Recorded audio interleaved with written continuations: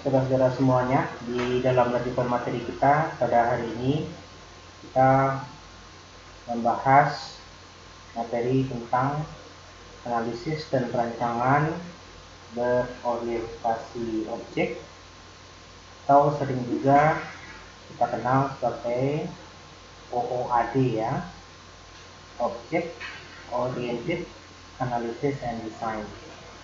Nah, di dalam kajian ini masih berupa materi pengantar dari perkuliahan ini, ada beberapa poin penting. Yang pertama adalah tentang pengantar objek itu sendiri, kemudian juga dibilang pengantar RUP, kemudian kita mengenal juga nantinya tentang diagram UML.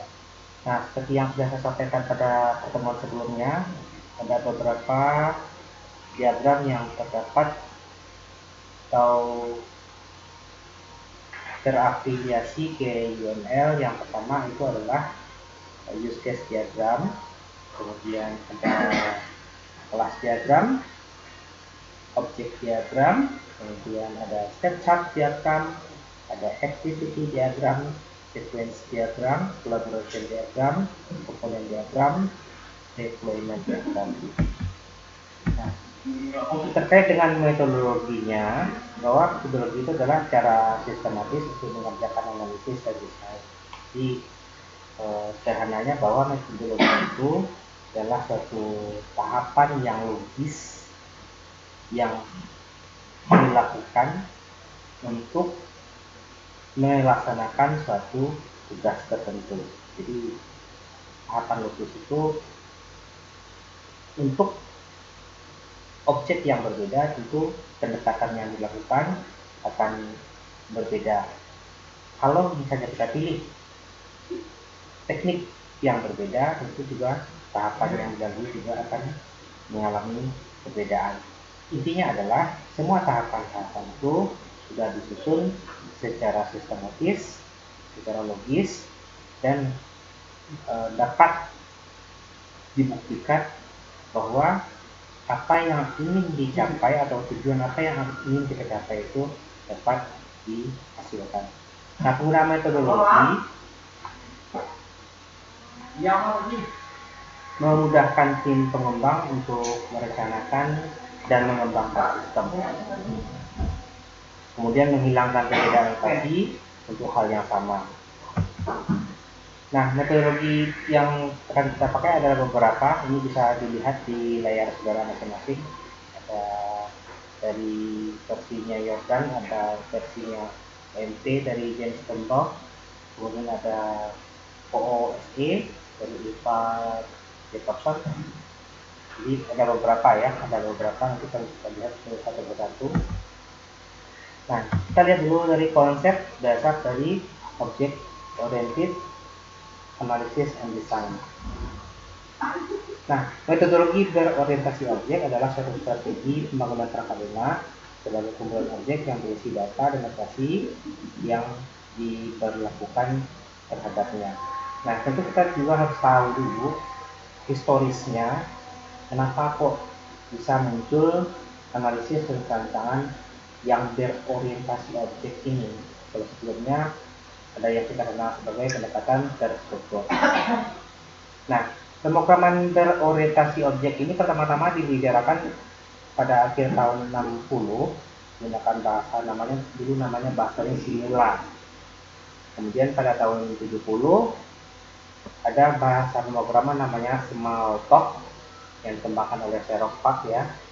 Nah, pada saat itu sebagian lain dari dunia menggunakan COBOL. Jadi dulu waktu saya masih belajar bahasa pemrograman, saya juga belajar bahasa COBOL dan juga bahasa Fortran dengan menggunakan metode dekomposisi fungsional. Nah, perubahan terjadi selama beberapa dekade sampai dikenalnya faktor utama. Yang pertama itu adalah konsep dasar berorientasi objek. Nah, konsep dasar pendekatan berorientasi objek ini mencapai kematangannya dan pada umumnya perhatian pada masalah coding telah berubah menjadi masalah analisa dan desain. Jadi kalau sebelumnya itu fokusnya pada coding, berubah paradigma itu ke masalah analisa dan desain. Jadi tugas analis akan menjadi kunci keberhasilan dari suatu proses analisa dan desain. Nah, kemudian yang berikutnya, yang kedua, teknologi dasar pembangunan sistem. Gagasan tentang coding itu sangat dipengaruhi oleh bahasa pemrograman yang tersedia. Jadi termasuk juga metodologi, termasuk juga pendekatan yang dilakukan itu tergantung pada bahasa pemrograman yang akan digunakan.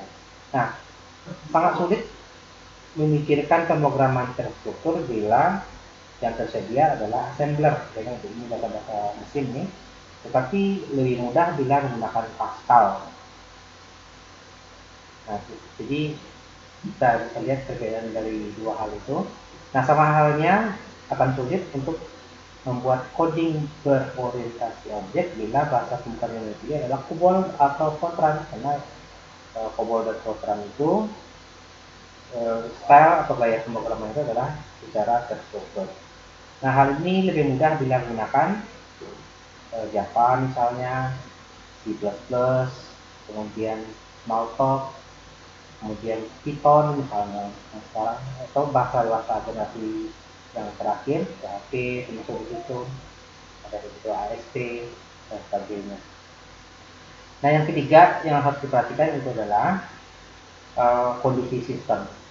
Sistem yang dibangun pada saat ini itu berbeda dengan sistem beberapa tahun yang lalu. Sistem sekarang lebih besar, kompleks, dan juga dapat merupakan sistem yang interaktif. Nah, tentu tuntutan dari sistem tersebut semakin meningkat, dan tentu ada solusi-solusi yang perlu dipersiapkan untuk menyelesaikan atau memenuhi kebutuhan tersebut. Nah, sebagian besar kode pada sistem yang modern itu memperhatikan user interface, seperti memanipulasi Windows misalnya, memanipulasi icon, memanipulasi mouse, dan sebagainya. Nah, pengalaman memperlihatkan bahwa pendekatan berorientasi objek itu merupakan cara yang lebih tepat untuk sistem berorientasi objek. Nah, yang keempat itu adalah penggunaan model. Nah, di banyak organisasi mendapatkan bahwa sistem yang dibangun pada saat ini cenderung berorientasi data daripada sistem. Nah, yang dibangun sekitar tahun 70 dan 80-an. Nah, kompleksitas fungsional kurang diperhatikan daripada waktu sebelumnya ya, Nah, penggunaan model mendapatkan prioritas yang lebih besar. Analisa dan perancangan lokasi objek atau OOAD ini adalah rekayasa pendekatan software yang model sistemnya sebagai sekelompok objek yang saling berinteraksi. Jadi misalnya ada beberapa objek yang dibangun, objek pertama, objek kedua, ketiga. Biasanya objek-objek itu ada memiliki interface dan sehingga mereka mampu untuk berinteraksi. Tapi secara keseluruhan mereka itu semuanya adalah merupakan sebuah sistem.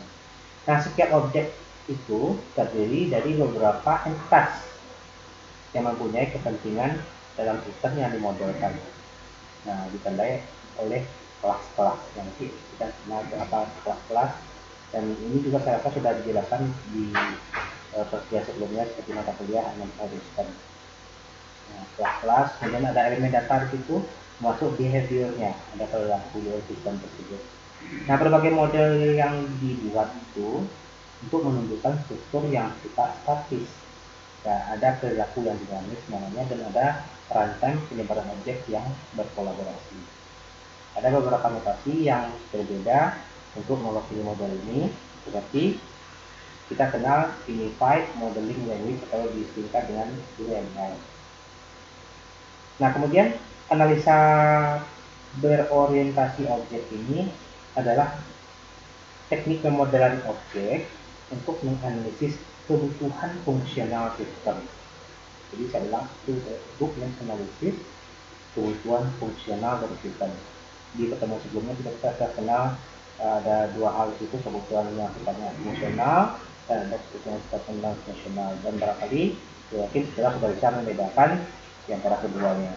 Nah, desain berorientasi objek ini mengurai model analisis untuk menghasilkan spesifikasi implementasi. Jadi ada di situ dihasilkan nanti spesifikasinya atau kriteria dari implementasi, apa-apa aja yang mesti dipenuhi oleh sistem tersebut. Nah, objek oriented analysis itu fokusnya ada pada apa yang sistem lakukan. Itu kalau analisis.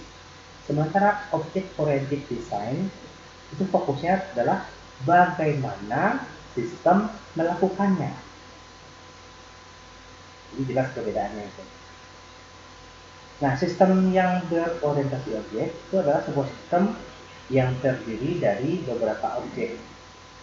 Nah, ada misalnya objek A, objek B, objek C, dan seterusnya. Nah, perilaku sistem berasal dari kolaborasi dari objek yang ada. Kolaborasi antara objek melibatkan mereka mengirim pesan satu sama lain.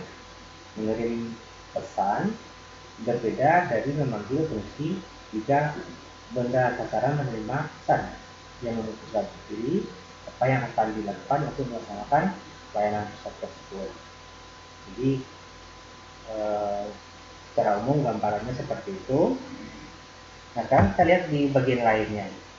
Pendekatan berorientasi objek itu merupakan teknik atau cara pendekatan dalam melihat permasalahan dan sistem. Jadi kita melihat masalahnya dan melihat sistemnya. Berarti kalau kita lihat sistem, itu pandangannya adalah secara keseluruhan.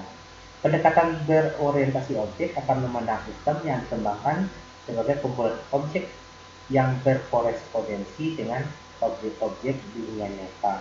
Jadi seperti apa adanya. Misalnya saya contohkan pada sistem penelitian KRS Anda, ada beberapa objek di sana, seperti misalnya ada mahasiswa, kemudian ada di situ bagian keuangan, ada BAA di situ. Nah, jadi semua objek-objek tadi nanti akan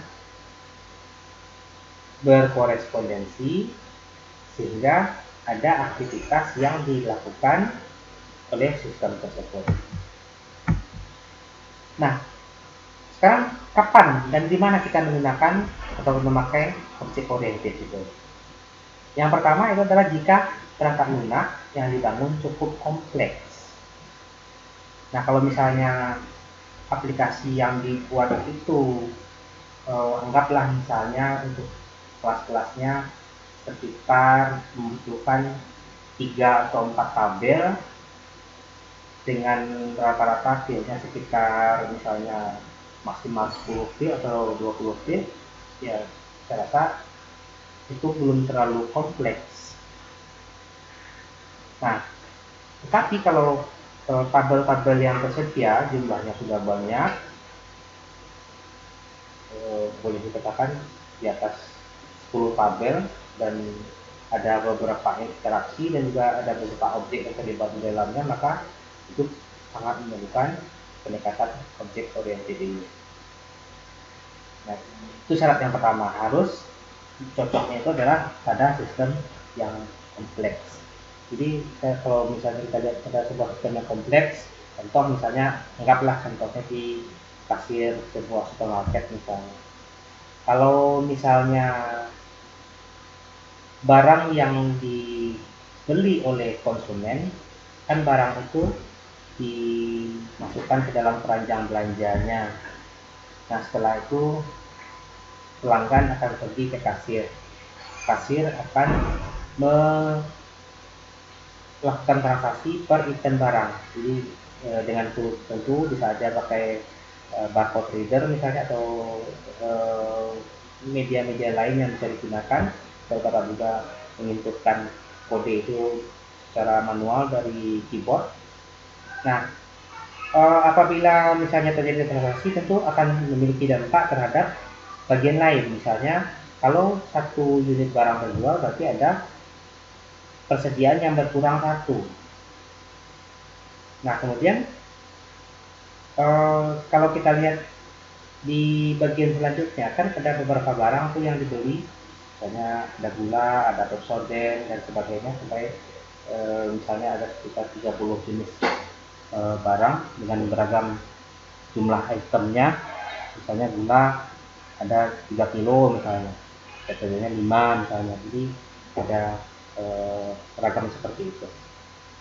Nah, setelah transaksi selesai, ada beberapa kejadian-kejadian selama ini, selama posting tersebut.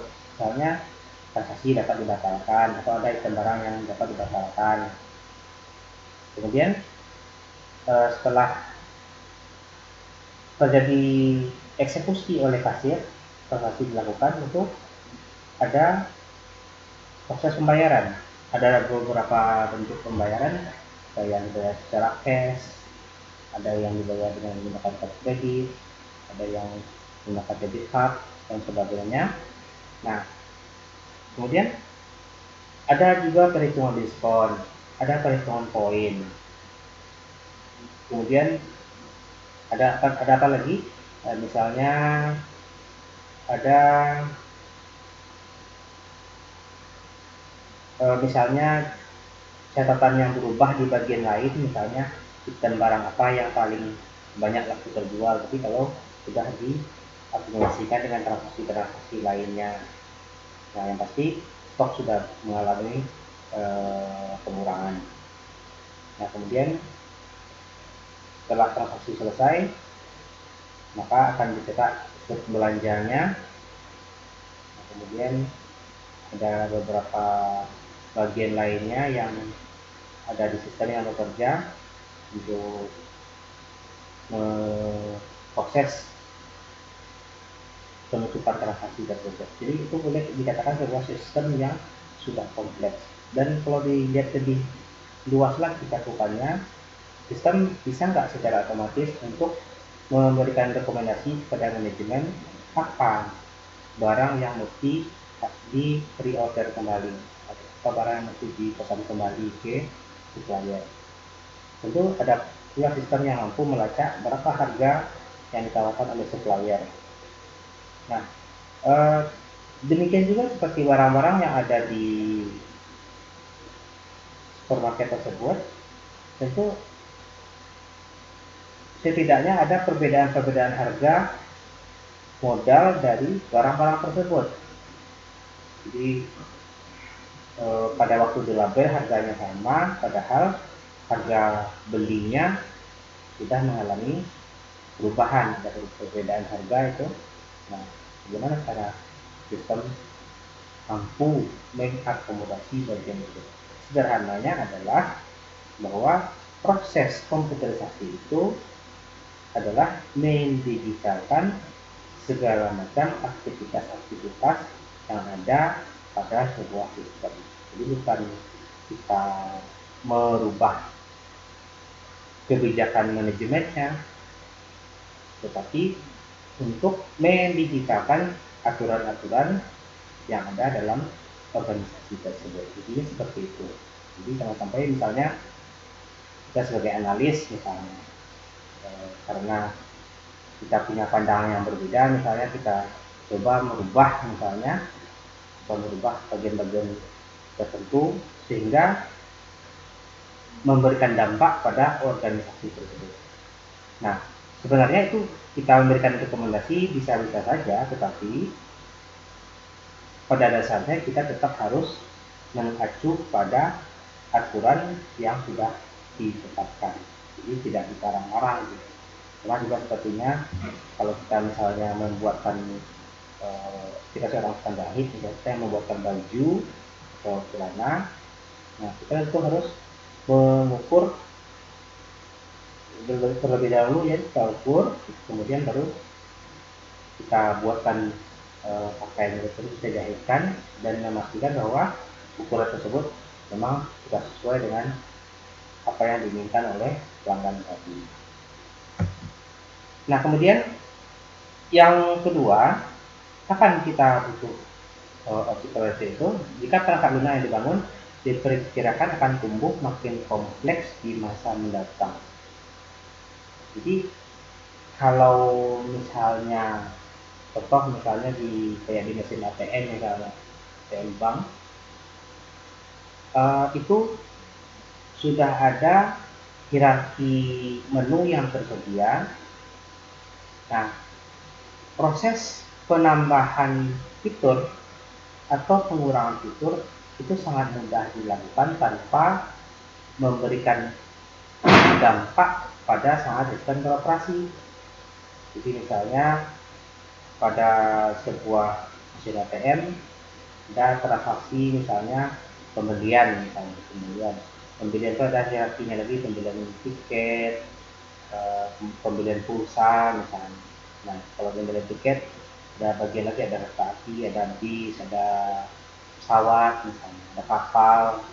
Nah, pesawat ada lagi beberapa maskapai misalnya, maskapainya satu. Nah, bila ada penambahan salah satu maskapai nantinya itu dapat dengan mudah dapat dilakukan, tinggal tambah saja, tinggal di refresh sistemnya langsung jalan. Nah, tanpa mesti harus di downkan server dari bank tersebut. Itu nggak ada, karena kita lihat ada server yang di downkan hanya untuk menambahkan satu fitur baru di sistem tersebut. Jadi seperti itu. Nah, tentu harapannya ke depannya itu memudahkan proses pengembangan yang akan dilakukan. Nah, ketiga, jika kita ingin membangun perangkat lunak yang pertama berdasarkan pada komponen yang telah pernah ada sebelumnya atau merupakan daur ulang. Jadi ada aplikasi yang sudah ada, kita ingin kembangkan. Nah, dengan pendekatan object oriented ini akan jauh lebih mudah. Nah, kemudian itu dapat digunakan kembali di masa mendatang atau reusable dan mungkin kapanpun dan dimanapun. Dan dalam beberapa kejadian, fungsi-fungsi yang memiliki kesamaan biasanya bisa digunakan kembali. Misalnya ya, ada fungsi, anggaplah fungsi kalkulator misalnya. Nah, kita tanamkan pada salah satu aplikasi. Nah, pada saat kita mengerjakan kasus yang lain dan kita juga butuh fungsi kalkulator itu, maka kita tidak mesti membuat aplikasi dari awal, cukup menggunakan objek tersebut dan langsung bisa dapat digabungkan atau ditanamkan pada sistem yang terakhir kita buat. Jadi bisa digunakan berkali-kali. Nah, jadi ini konsepnya, silakan nanti didalami. Ini sudah saya jelaskan tadi secara sekilas, dan inilah perbedaan pendekatan terstruktur dan pendekatan yang berbasis. Jadi kalau kita lihat di sini bahwa kalau yang terstruktur ini masa-masa sebelumnya pakai bahasa-bahasa yang jadul juga seperti COBOL, ada Pascal yang saya disebut, ada Fortran. Nah, di pendekatan terstruktur itu dekomposisi permasalahan dilakukan berdasarkan fungsi atau proses secara hierarki, mulai dari konteks sampai dengan proses yang kecil. Di misalnya startnya di level yang paling atas, ya bisa aja dianggap itu sebagai menu misalnya, kemudian kita turunkan misalnya fiturnya input, kemudian ada fiturnya update, ada fiturnya lagi delete dan seterusnya. Seperti itu, dulunya seperti itu. Nah, kalau pendekatan berbasis objek, dekomposisi permasalahan dilakukan berdasarkan objek-objek yang ada di dalam sistem. Jadi seperti misalnya yang terkait dengan aplikasi registrasi mahasiswa, Anda ngisi PRT misalnya, kan ada beberapa, ada mahasiswa, ada Menteri Keuangan, ada PHK. Kita pecah aja, mahasiswa itu bisa melakukan apa terhadap sistem. Misalnya bagaimana mahasiswa bisa melakukan perubahan atau update terhadap data pribadinya. Kemudian mahasiswa bagaimana supaya bisa melakukan atau melihat kartu hasil studi. Bagaimana mahasiswa bisa melihat kartu nilai sementara. Bagaimana mahasiswa bisa mengisi KRS, termasuk mencetaknya misalnya seperti ini. Nah, itu aja yang dibuat, bagi tips aja yang dibuat. Kemudian selesai yang mahasiswa. Untuk bagian keuangan mau ngapain? Fungsinya adalah untuk mengaktifasi akun dari mahasiswa. Kalau mahasiswa nggak diaktifasi akunnya di awal semester, maka dia nggak bisa ngisi KRS, nggak bisa masuk ke akunnya. Maka tugasnya hanya untuk itu. Maka tampilan atau fungsi akan dilakukan oleh bagian keuangan ini hanya untuk mengaktifasi. Tapi ada proses pencarian pertama berdasarkan nama atau berdasarkan NIM-nya misalnya, berdasarkan depan langsung diaktifasi. Jadi fungsi yang lainnya aktivasi dan melakukan proses non aktivasi, ya, sebaliknya lawan dari aktivasi tadi, jadi on off gitu. Nah, kita terus lagi, kalau bagian BAK apa aja dibutuhkan? BAK hanya butuh informasi terkait dengan pengisian KRS yang telah dilakukan oleh mahasiswa. Dasar ini berapa orang yang isi KRS, berapa orang mahasiswa yang misalnya istirahat dan segala macamnya. Jadi cuma fungsi.